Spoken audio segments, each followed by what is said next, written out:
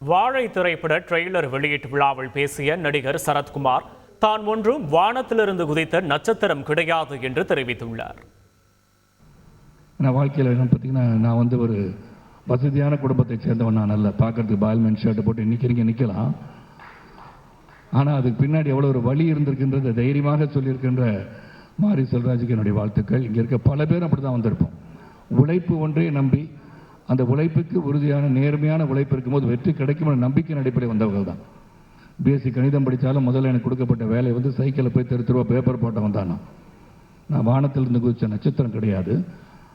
ஆனால் அந்த உழைப்பு உறுதியாக ஒரு சினிமாவுக்கு வரணும்னு சொல்லி அந்த சினிமாவுக்கு வர வேண்டிய கட்டாயம், அப்புறம் நான் நிலைச்சு நிற்கிறேன்னு அது காரணம் ஒன்று உழைப்பு.